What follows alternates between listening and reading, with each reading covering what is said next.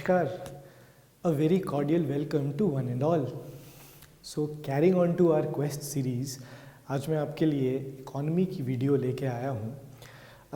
ये इकोनॉमी की तीसरी वीडियो है और दूसरी वीडियो में जैसे कि you must have seen we have covered the banking topic.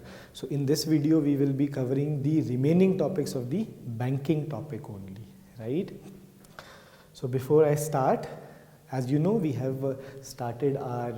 will be starting our batch from the 21st April 2023 for the HPAS. So you can call on to this number for the further inquiry.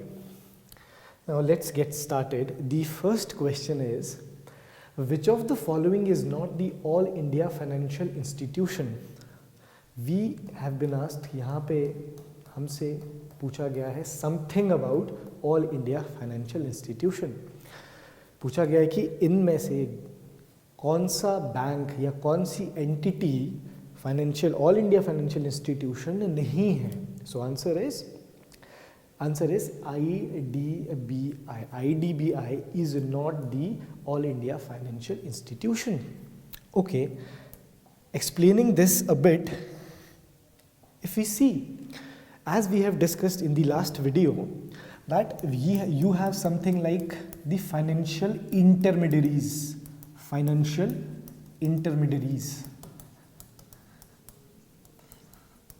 That means these are the entities that is very, very relevant in the financial sector, right? You have this financial intermediaries. This can be divided, as we have seen, into the formal financial intermediaries and the non-formal, right? Non-formal financial intermediaries. Okay, then we further divided this formal into the banks and the non-banks. देखिए, मैंने आपको बताया है कि किसी भी financial intermediaries को हम बैंक कब कहेंगे. बैंक कब कहेंगे? बहुत ही सिंपली, जब that entity is doing two functions. One is it is taking the deposits भी लिए जा रहे हैं आपसे, plus it is advancing means giving you the loans. इस एंटिटी को हम बैंक कहते हैं. तो बैंक तो यहाँ पे कवर हो जाएंगे सारे, the scheduled banks, commercial banks, private sector banks, public sector banks, the differential banks, all the banks. But non banks means या तो वो डिपॉजिट से रिलेटेड होंगे या एडवांस से रिलेटेड होंगे. That means they must not be doing these two functions. वो इसमें से एक फंक्शन कर रहे होंगे. That is why we are categorising them as the non banks. So non banks में you have something like all India financial institutions, all India financial institutions, and one more thing, that is non-banking financial companies. ये हमने last video में भी cover की थी, non-banking financial companies. So here we are covering this all India financial institution. Okay, if we see the background, देखिए होता क्या था, we had something like this. This is development financial institution. देखिए, हमारे पास बैंक्स तो थे, banks were there, but government thought of having such entities जो industries है, स्पेशली इंडस्ट्रीज है, उनको वो फाइनेंसेस प्रोवाइड कर सके. तो उसके लिए हमने एक सेट ऑफ एंटिटीज क्रिएट किया जिनको हमने बोला डेवलपमेंट फाइनेंशियल इंस्टीट्यूशन. तो इनका काम क्या है? Basically they will provide the medium to long term loans provide करेंगे. किसको? इंडस्ट्रीज को. They will provide the loan to the industries, right?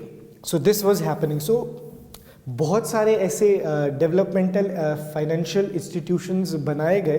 First इसमें था industrial financial Corporation, that was created in the year 1947. So this was what? The first DFI that was created in India. इसके अलावा भी बहुत सारे development financial institutions create किए गए. For example ICICI, NABARD, SIDBI, right? So this was the concept of the DFI. Now what has happened, we will see banking sector को जब भी हम इंडिया के बैंकिंग सेक्टर को पढ़ते हैं तो एक कमेटी बहुत इंपॉर्टेंट कमेटी है, नरसिम्हम कमेटी। नेक्स्ट क्वेश्चन में भी उसके बारे में हम थोड़ा सा डिस्कस करेंगे, नरसिम्हम कमेटी। देखिए ये नरसिम्हम कमेटी 2 बार इनैक्ट की गई थी, first in the year 1991 and second in the year 1998। देखिए ये जो सेकेंड कमेटी थी, Narasimham committee 2, that means they said that we should not be having something like this। जो DFIs थी जो 1947 में बनी थी पहली, और बहुत सारी DFIs were followed, तो the committee suggested that no, we should not be having something like DFI। देखिए क्यों, बिकॉज ये जो पर्पस के लिए क्रिएट की गई थी वो पर्पस सर्व नहीं हो पा रहा। They are not able to provide the adequate credit to the industries, right. तो they should be scrapped, they should be scrapped, either they should be changed and they should be kept under the financial intermediaries but under the non-banking financial intermediaries। So basically after the recommendation of the Narasimham Committee 1992 the DFIs were scrapped। देखिए तो जो DFIs बन चुकी है उनका क्या करें हम, तो बहुत सी DFIs थी जैसे कि you will C ICICI bank, वो कमर्शियल बैंक्स में कन्वर्ट हो गई, right. So this was the case। So we can say the all India financial institutions are the non-banking financial intermediaries। देखिए ठीक है जी। अब आपसे पूछा गया है कि इंडिया में कौन सी इनमें से ऑल इंडिया फाइनेंशियल इंटरमीडियरीज या फाइनेंशियल इंस्टीट्यूशंस नहीं हैं, right. We have seen the background. तो हम देखेंगे इंडिया में एज ऑफ नाउ अभी तक केवल 5 ऑल इंडिया फाइनेंशियल इंस्टीट्यूशंस है, राइट। देखिए पहली you have EXIM bank, second you have NABARD. NABARD earlier was what, the DFI, now it has been changed into the all India financial institution। Thirdly we have National Housing Bank NHB, and fourthly we have SIDBI। we have SIDBI and the most important thing जो current में भी हुआ है that is NABFID। This is National Bank for Financing Infrastructure and Development। देखिए अब इनमें खास बात क्या है, अगर आपसे इनके फीचर्स के बारे में कभी पूछा जाए तो you will see the only thing that differentiate them with the erstwhile DFIs। जो DFIs पहले हुआ करती थी और आज की जो ऑल इंडिया फाइनेंशियल इंस्टीट्यूशंस है उनमें फ़र्क क्या है। देखिए ये नॉन बैंक्स है, ये भी नॉन बैंक्स थी, ये भी नॉन बैंक्स है, this is the similarity. But what is the dissimilarity is ये इस्टेब्लिश की जाती है किसी एक्ट के तहत। That means parliament has established the EXIM, NABARD, NHB, SIDBI and this NABFID। That means the special thing about these all India financial institutions is that they are created by some act, parliament enact करता है law, act, तभी इनकी establishment हो पाती है। तो India में अगर आपसे पूछा जाए you have 5 all India financial institutions and the latest one that has been established in the year 2022। ये latest all India financial institution that is National Bank for Financing the Infrastructure and the Development। तो ये latest all India financial institution। So this was all about all India financial institution। So coming on to the second question, consider the following statements। NABARD is a statutory body established in 1982। Second, it provides direct loans to farmers, artisans and rural infrastructure। देखिए अब यहाँ पे we will go further। अब हम NABARD के बारे में जानने की कोशिश करेंगे। NABARD सबसे पहले तो देखिए अभी तक we have did that NABARD is what? It is the All India Financial Institution। It is a non-bank financial intermediaries, and the third thing is that we have known about this is what, that it has been enacted by the act। ठीक है जी। तो यहाँ पूछा गया कि ये statutory body है। यस, स्टैट्यूटरी बॉडीज वो बॉडीज होती है जो किसी स्टैट्यूट के थ्रू इस्टेब्लिश की जाती है, किसी एक्ट के थ्रू, किसी कानून के थ्रू, पार्लियामेंट द्वारा। तो नाबार्ड, जैसे कि मैंने आपको बताया है कि yes it is the statutory body and it was created in 1982. Yes, that means the first statement is correct. Second is it provides direct loans to farmers, artisans and rural infrastructure. देखिए ठीक है जी, अब यहाँ पे पूछा गया है कि नाबार्ड, देखिए if we have to see the full form of this, it is national bank for agriculture and rural development. ठीक है जी, NABARD, you must have heard about NABARD. देखिए नाबार्ड का काम क्या है, यहाँ पे बोला गया है the word is, you have to concentrate on this word, direct. देखिए नाबार्ड डायरेक्ट लोन्स प्रोवाइड नहीं करता है to farmers, to the general public और टू द आर्टिसंस, किसी को भी। That means that NABARD does not give you the direct loan, it does not give you the direct advance, right. तो क्या करता है NABARD, then what is the function of the NABARD. देखिए if we see NABARD was established in the year 1982 that we have seen। दूसरा, नाबार्ड क्या करता है, NABARD credit support देता है, क्रेडिट सपोर्ट देता है। हमने देखा डायरेक्ट तो नहीं देता, डायरेक्टली नहीं एडवांस करता, तो किसको देगा, सो क्रेडिट सपोर्ट ये देगा रीजनल रूरल बैंक्स को, कोऑपरेटिव बैंक्स को, लोकल एरिया बैंक्स को, राइट। तो कैपिटल यानी पैसा इन्फ्यूज करेगा कहाँ पे, इन बैंक्स में।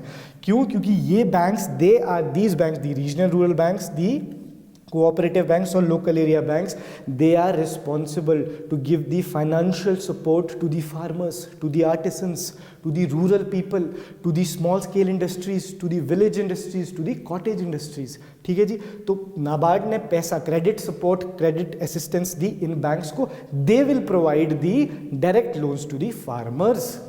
सो in our statement that means this is incorrect, the correct is this, that means it is not providing the direct loans. Done. Now the next question is talking about the committees. We have to match the list 1 with the list 2. देखिए जब हम banking sector को पढ़ते हैं, India के banking evolution को देखते हैं, तो you will see there are many committees that has evolved. So I have taken some of the important committees here, we will see, we'll try to match it। The Verma committee, Verma committee का year है 1996। देखिए Verma committee 1996 में बनी थी। Then is, as I have already told you कि Narasimham committees 2 थी। So here you are talking about the second Narasimham committee that was enacted in the year 1998। Then was the Khan committee that was enacted in the year 1997. Then is the fourth, that is the first Narasimham committee that I have already told you, it was in the year 1991. So these committee in the banking history are very, very important. Now coming on to the next question, it says which of the following correctly define the non-performing assets। तो हमसे यहाँ पे non-performing assets के बारे में पूछा गया है। So let us see the options. One is money at call and short notice। क्या NPA का मतलब ये है money at call and short notice, या cash balance in till, third cash balance with the RBI, या फिर an asset that ceases to generate income, right? तो we have to identify that NPA actually है क्या। So learning about the concept of the NPA, देखिए if we have to talk about the current issues, अगर हम banking sector में current issue means the problem, so you will see the banking structure of the whole country is engulfed with the problem of this NPA। that means this is something that is not good। NPA ऐसे assets है, नाम तो क्या दे दिया हमने इनको, non performing assets। that means they are assets, वो पूंजी है, they hold some value, but as you can see they are not performing।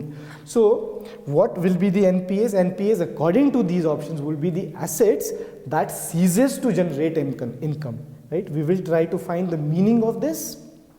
देखिए होता क्या है, you will see that there is a bank has provided the loan to any person, right? Now that person will be known as the borrower। अब उस borrower को that borrower have to give 2 things back to the bank. क्या? एक तो principal और साथ में interest. This is the normal time. That means okay, this is what is happening in the banking structure. Now what if this borrower is not providing the principal amount और वो interest भी नहीं दे रहा है? Then what? देखिए, he was bound to repay the loan. Bank ने अगर लोन दिया है किसी को भी तो he is bound to repay that, but he is not doing that. ठीक है जी. So that means this asset is basically not performing. तो हम एनपीएस को कैसे कैटेगराइज करते हैं वो देखने की कोशिश करते हैं. मैंने आपको नॉर्मल सिचुएशन बताई कि बैंक ने बोरोवर को लोन दिया and he is suppose to give the loan back by the principal amount and the interest. देखिए, what if he is not repaying it? सबसे पहले bank will identify such account, जिस account में पैसा गया था और वहां पे रीपेमेंट नहीं हो रही है. तो bank will categorise such account as the special mention account. Special mention account 0. Special mention account 0. That means bank उस पर अब चेक रखेगा ऐसे अकाउंट पे. बैंक विल सी कि अगर कितने दिनों तक, 30 दिन, इट हैज बीन 30 days, है ना. Let us see the example. You will see अगर the borrower was bound to repay the bank, अगर उसको पेमेंट देनी थी 5 मार्च तक, but he is not doing that and it's 5 April, 1 महीना हो गया. दैट मीन्स ऑलमोस्ट 30 days हो गए हैं. Then the bank will identify that account as the special mention account 0. Done. Next, special mention account 1. अब कितना हो गया जी? 30 days to 60 days. 60 days. It has been now 60 days. Then third, the special mention account 2. Now how many days has expired that since the borrower has neither given the principal nor he has given the interest. ना principal दे रहा है ना interest दे रहा है. कितने दिन हो गए जी? 90. इसके बाद the bank will categorize that account of the borrower as the NPA. इसके बाद वो account क्या हो जाएगा? NPA. There is further classification, further categorization. We will not go into that detail. Okay, so according to the definition, it will be that कोई ऐसे assets जो कि it has ceases, मतलब it has stopped generating the income. ना principal आ रहा ना interest आ रहा. So that is about the NPAs. Then is, which of the following statement is correct? SARFAESI Act 2002 was enacted on the recommendation of the Narasimham Committee 2. Second statement reads, SARFAESI Act 2002 is applicable on farm loans. अब हमारे से एक कानून के बारे में पूछा गया, that is the SARFAESI Act. देखिए, as I have told you कि NPA का इशू बहुत ज़्यादा होने लग गया था. अभी भी अगर आप देखें, according to the latest economic survey, out of the all advances, yani out of all the loans that has been given by all the banks in the country, you will see 5.94% of the assets or the loans are under NPA. ये non performing हो गए इतने assets. 5.9% of the total loans that has been provided by the banks in all over India, right? तो हमें ये तो पता चल गया कि NPA की problem is a big problem. That is not good for the economic stability, economic growth. Now, what was happening? अब क्योंकि borrower पैसा नहीं दे रहा, अब क्या करे? बैंक क्या करेगा? So bank will try to recover the loan. Bank will obviously try to recover the loans. वो recover कैसे करेगा? देखिए, आपको पता है, you know the concept of the collateral. That means जब बैंक के पास कोई व्यक्ति गया होगा लोन लेने, तो उसने कुछ सिक्योरिटी के तौर पे तो रखा होगा. He must have put something as a collateral. तो कुछ उसने कोलेटरल रखा होगा and now he is not giving that loan back, वो रीपे नहीं कर रहा. तो बैंक क्या करे? So bank will be recovering that loan by selling those assets. वो जो उसने कुछ भी हो सकता है, कोई घर रखा हो लोन के लिए कोलेटरल, या कोई गाड़ी रखी हो, या कोई भी टेंजिबल इनटेंजिबल प्रॉपर्टी रखी हो, कुछ भी रखा हो. So the bank will attach that and bank will asset that और मॉर्गेज दैट. बट यहाँ क्या होता था, अगर जैसे ही बैंक ये शुरू करता था प्रोसेस रिकवर करने के लिए, तो बोरोवर्स चले जाते थे कोर्ट्स में. क्यों? To obtain the stay. वो स्टे ले आते थे. No bank should not be doing this, so they used to obtain the stay. सो इस प्रॉब्लम को देखते हुए the government made a tribunal, that is debt recovery tribunal. Bank made this tribunal, that is DRT. The government made this DRT. देखिए, simple tribunal means the courts. They are other than the courts, ordinary courts. And if we have to categorize between the tribunal and the courts होते हैं, they source their power from the constitution, and they source their power from the statutes, the laws. Right. तो tribunal enact हुए, date recovery tribunal enact हुआ, जहां पे केवल और केवल किसके केसेस लिए जाएंगे, जहां पे the borrowers is not repaying the loan और now the bank is going to attach. तो वो केसेस कहां पे जाएंगे? डेट रिकवरी ट्रिब्यूनल में. Right, so this was happening.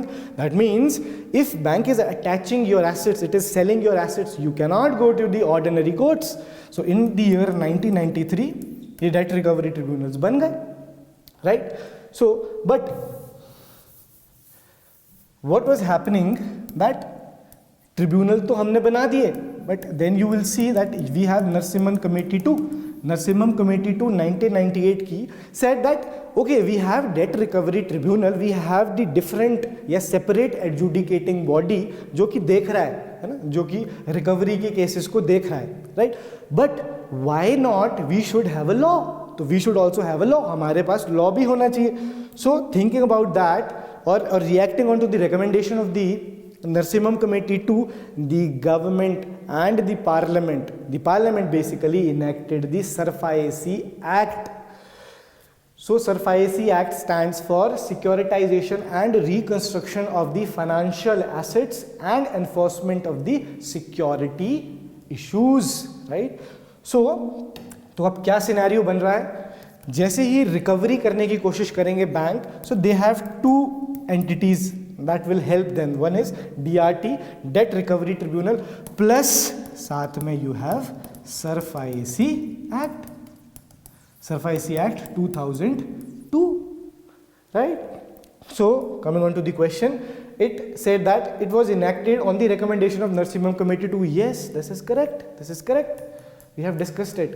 Second says SARFAESI Act 2002 is applicable on farm loans. No, it is not applicable on the farm loans. It is very simple to understand. देखिए, अगर farmer ने कोई loan लिया है farm loan के अंदर और वो रीपे नहीं कर पा रहा, तो उसकी प्रॉपर्टी भी अटैच की जाएगी, या जो उसके ऊपर प्रोसीडिंग्स चलेगी वो भी they will be according to the provisions of SARFAESI. No, SARFAESI Act farm loans पे लागू नहीं होगा. So this statement is incorrect.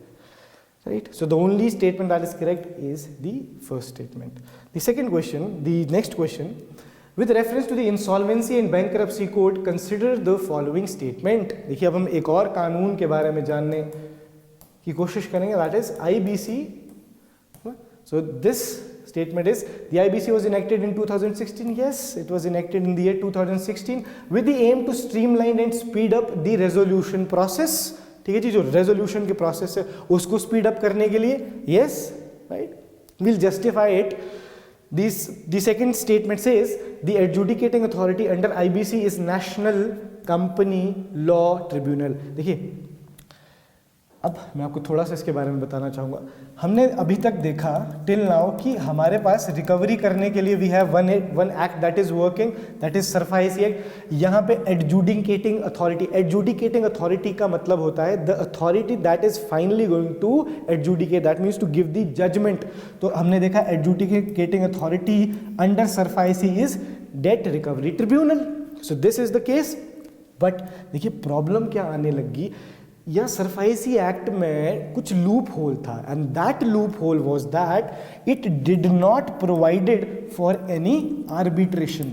देखिए, आर्बिट्रेशन का मतलब होता है, अगर the bank has started the recovery process, अगर बैंक ने रिकवरी प्रोसेस स्टार्ट कर दिया बोरोवर के अगेंस्ट जो कि पेमेंट रीपे नहीं कर रहा loan. Now he can not have the out of the court settlement. अब जो डिसाइड DRT करेगा वही फाइनल माना जाएगा. That means that nothing can be done. That means arbitration का स्कोप, मीडिएशन का scope, out of the court settlement का scope था ही नहीं सरफाइसी एक्ट में, राइट. तो उसको देखते हुए the government enacted one more law, that is Insolvency and Bankruptcy Code in the year 2016. एक और लॉ इनेक्ट किया गया by the name of IBC 2016. So first statement is correct. Yes, इसका एम क्या था? To streamline and speed up the resolution process. Yes, क्योंकि देखने में आया कि जो सरफाइसी एक्ट में जो केसेस पेंडिंग है, जो रिकवरी के केसेस पेंडिंग है, वो बहुत ज़्यादा एक्सपोनेंशियली ग्रो कर रहे हैं ना, पेंडिंग केसेस है. तो उसको, इस चीज़ को, रिकवरी प्रोसेस को फास्टर अप करने के लिए, एक्सेलरेट करने के लिए the parliament came up with the IBC 2016 ताकि वो स्पीड अप हो सके. सो द प्रोविजन, जो IBC के प्रोविजन थे, वो अपने आप में ही फास्टन अप करने की हिदायत देते थे. Now second is the adjudicating authorities IBC under national company law tribunal. देखिए, हमने यहाँ पे देखा सरफाइसी एक्ट में the adjudicating authority is DRT. अब हम देखेंगे IBC में. देखिए, अगर हम IBC की बात करें, यहाँ पे दो एडजुडिकेटिंग अथॉरिटी है, यानी IBC को हम दो जगहों पे फैसिलिटेट कर सकते हैं. दो अथॉरिटीज है. One is this only DRT and other is the national company law tribunal. ये भी एक ट्रिब्यूनल है और ये भी एक ट्रिब्यूनल है. देखिए, अगर बोरोवर, जिसने लोन लिया है, जो रीपे नहीं कर रहा, अगर बोरोवर है कोई, कौन? इंडिविजुअल और कोई फर्म कैसी? पार्टनरशिप फर्म, तो आपका केस कहां पे चलेगा? DRT में, राइट. अगर बोरोवर है कोई कंपनी, इफ द बोरोवर, ऐसी कोई कंपनी भी तो हो सकती है that has obtained the loan, now they are not repaying it.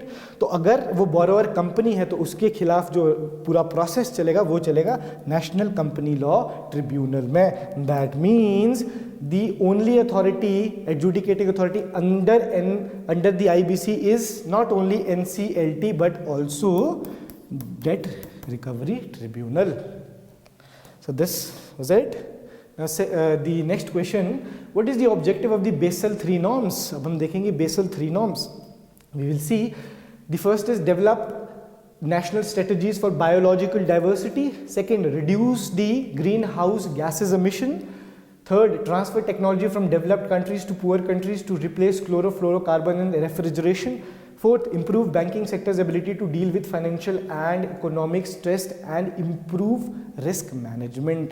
So the correct answer is fourth. It is improve banking sector's ability to deal with financial and economic stress and improve the risk management. I'll give you a very short insight about this. देखिए, हुआ क्या? We are talking about the Basel norms. The global community, in the year 1974, the governors of the central banks of how many countries? 10. 10 देशों के जो central banks है, just like we have in India RBI, तो वैसे ही 10 देश थे and India was not the part of this, mind you. तो 1974 में 10 देशों के governors, they met in Basel is a city in the Switzerland.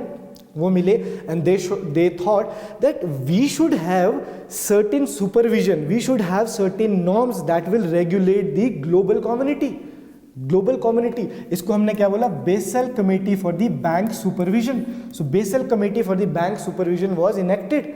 ठीक है, और उन्होंने कुछ नॉर्म्स बनाए and we have divided the Basel norms into Basel norm 1, Basel norm 2 and Basel norm 3. तो ग्लोबली बैंकिंग सेक्टर कैसे चलेगा, कैसे सुपरवाइज होगा, that is given by the Basel norms. So as of now the latest norms that has been given under the Basel norms is Basel norm 3.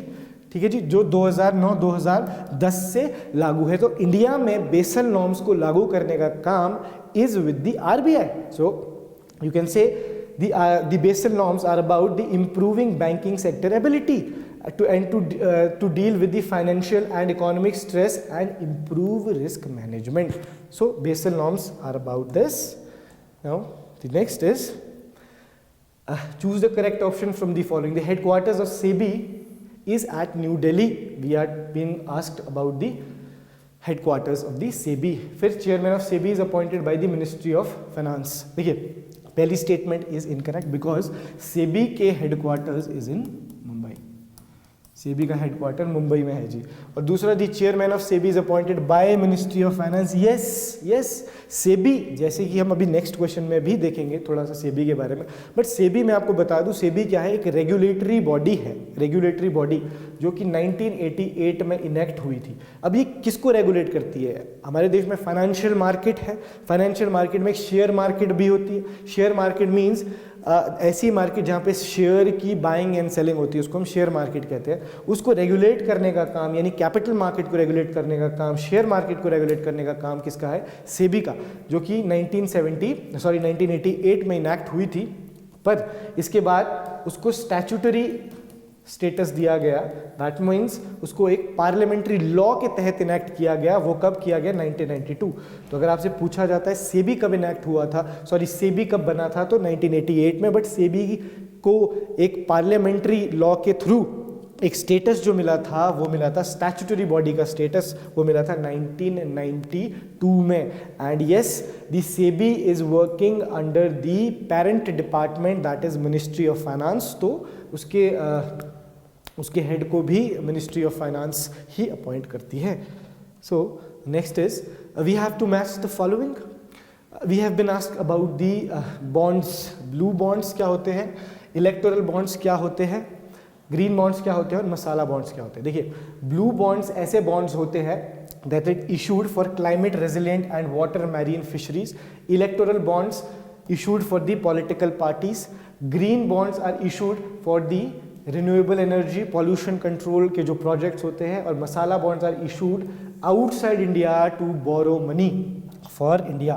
देखिए if we talk about the bonds, देखिए जी, to know about bonds we should know something about government securities. Okay, what is happening is government securities क्या है? government securities ऐसे debt instruments है, ऐसे notes है, ऐसी undertaking है जो कि government use करती है. so this is the debt instrument that is used by the government to borrow money. अगर government को money borrow करना है, right, तो government will issue the government securities, right. अगर गवर्नमेंट इशू करती है गवर्नमेंट सिक्योरिटीज और उसकी maturity period is less than 1 year, right. Simple, देखिए we shall take the example. If there is a company A, private company है, and here is government, and government has to obtain money from this. ये बहुत बड़ी company है, government को money लेना है, तो गवर्नमेंट इन रिटर्न में क्या देगा उसको? गवर्नमेंट सिक्योरिटीज, एक अंडरटेकिंग देगा, और गवर्नमेंट पैसे ले लेगा उससे. So in return this person will get the government securities, और उसको ऑब्वियसली इंटरेस्ट तो मिलेगा ही. सो गवर्नमेंट जब सिक्योरिटीज इशू करता है तो अगर उसकी maturity period, that means they have obtained the money from this A for less than, let us say for less than 1 year, तो उसको हम बोलेंगे treasury bills. And if it is more than 1 year then it will be known as the bonds. So bonds क्या है? ऐसे instrument जो कि investment है किसके लिए? कंपनीज के लिए. पर गवर्नमेंट के लिए क्या है? बोरो करने का तरीका. तो गवर्नमेंट जब ब्लू बॉन्ड्स को इशू कर रही है तो दैट मीन्स गवर्नमेंट जो से पैसा रेज करेगी ब्लू बॉन्ड्स इशू करके, तो वो कहाँ पे लगाएगी? क्लाइमेट, वाटर और मैरीन फिशरीज ऐसे प्रोजेक्ट्स में. और इलेक्टोरल बॉन्ड्स क्या होते हैं? इलेक्टोरल बॉन्ड्स है जो इशू किए जाते हैं इंडिया में. We will not go into the details, but SBI सिर्फ इशू कर सकता है क्या? इलेक्टोरल बॉन्ड्स को, राइट. तो वो पॉलिटिकल पार्टीज को फंड करने के लिए बॉन्ड्स हैं. फिर ग्रीन बॉन्ड्स होते हैं, जब गवर्नमेंट ने ग्रीन बॉन्ड्स को इशू किया दैट मीन्स जो उससे पैसा आएगा वो बोरोइंग कहाँ पे यूज करेगी government? Renewable energy, pollution and control जैसे प्रोजेक्ट्स में. Then you have masala bonds. Why word masala is use? Because India is famous for spices. That means ऐसे बॉन्ड्स जो गवर्नमेंट इशू करेगा जो issued outside India to borrow money for Indian companies. Indian companies के लिए अगर out of the country borrow करने हैं पैसे तो India will issue, the government will issue the masala bonds. So this was all about this.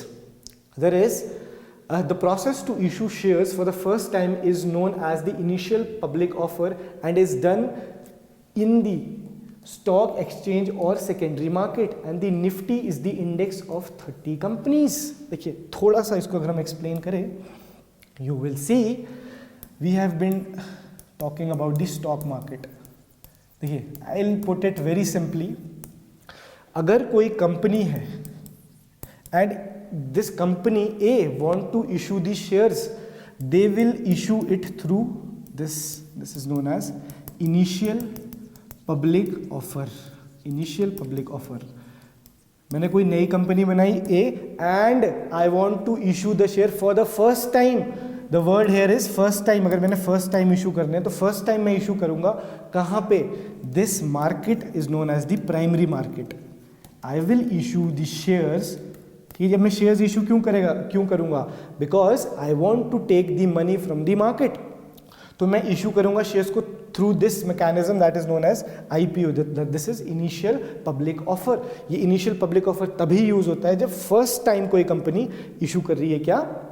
Shares को. तो यहाँ पे the only thing that can be done in the primary market is the buying of the shares. क्योंकि मेरी company ने issue किए shares, अब कोई भी व्यक्ति आएगा प्राइमरी मार्केट में, वो उसको बाय कर देगा शेयर्स को. This is happening in the primary market. But what is this secondary market then?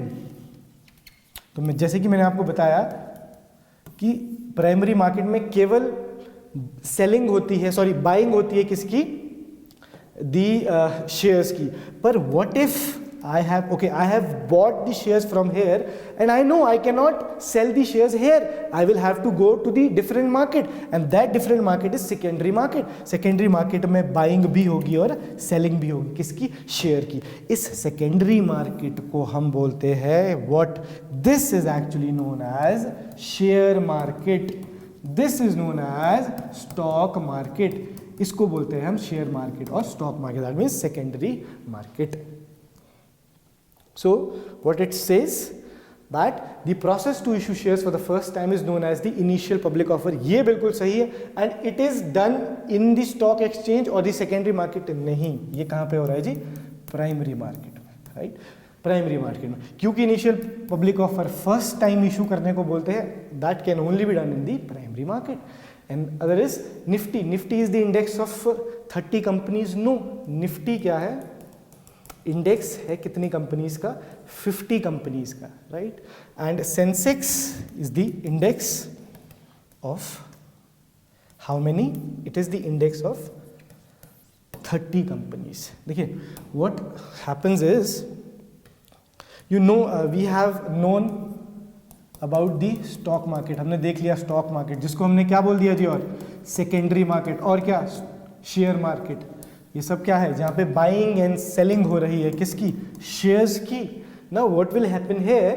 देखिए आपको शेयर मार्केट का कुछ आइडिया तो होना चाहिए. It is just like the exit polls. आपको एक आइडिया लग जाता है कि कौन सी पार्टी जीतेगी. सो आपको शेयर मार्केट का आइडिया तो होना चाहिए. If you will go and by the shares, you should know that what kind of shares you should buy, right? आपको पता होना चाहिए कि हम कौन से शेयर्स ले, कौन से शेयर्स अच्छे हैं, कौन से शेयर्स आर प्रॉफिटेबल. कैसे पता चलेगा आपको? So for that you will see the indexes, है ना? You will see the indexes. So you will see in the Indian stock market 2 indexes. One is Nifty, one is Sensex. Nifty होता क्या है? देखिए, there is a company A and there is a company B. Now what will happen? They have the capital. इनकी जो total capital है, capital का मतलब है पूरी जो वैल्यूएशन है पूरी कंपनी की, वो कितनी है? 100 करोड़. अब 80 करोड़ तो उन्होंने अपने पास रखे हुए और 20 करोड़ के क्या इशू कर दिए उन्होंने? शेयर्स. अब वो शेयर कहाँ इशू करेंगे? शेयर मार्केट में, राइट? शेयर मार्केट में. तो अगर उनने 200, है ना, we will take the example, 200 shares issue किए कहाँ पे? शेयर मार्केट में, और एक शेयर की कीमत है 100 रुपये. तो यहाँ पे टोटल कितना हो गया? 20,000. अब हम इसको क्या बोलेंगे? इस 20,000 को we will term as the market capital. इसको हम बोलेंगे the market capital, we will call it as the market capital, ठीक है जी। But here is the twist, यहाँ पे हो सकता है out of these 200 shares the 30 shares can be with, or the 50 shares can be with the company director, it can be with the company vice president, ठीक है। That means 200 shares तो issue किए थे, बट 200 में से 50 किसके पास है, company के कोई डायरेक्टर है उसने अपने पास रखे हैं शेयर्स, कंपनी का कोई वाइस प्रेसिडेंट है उसके पास है, तो इसको तो हम एक्सक्लूड कर देंगे। मार्केट कैपिटल तो यहाँ पे देखिए आप 20,000 है, but we will now minus these, so out of 200 we will exclude 50, we will be left with 150 shares and the value of one share is this. Now we will have this, ठीक है, we will be having this.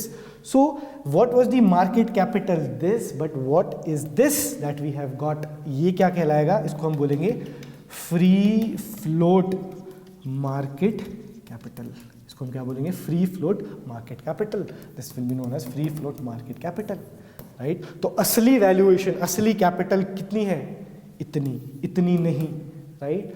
तो इसके basis पे हम क्या करते हैं, Nifty में हम ऐसी कितनी 50 कंपनीज को लिस्ट करते हैं जिनकी फ्री फ्लोट मार्केट कैपिटल ज़्यादा है, बहुत ज़्यादा है।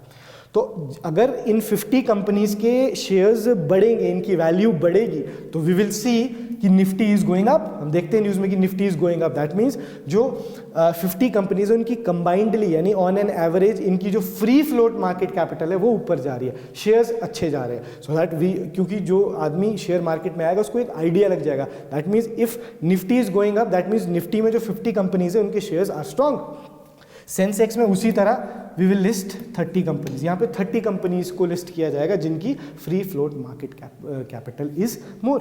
सो this was it, and in the end you know we have started the test series, so you can avail that test series also and you can take your preparation to a right direction. So with this I would like to bid adieu. बहुत बहुत धन्यवाद, नमस्कार।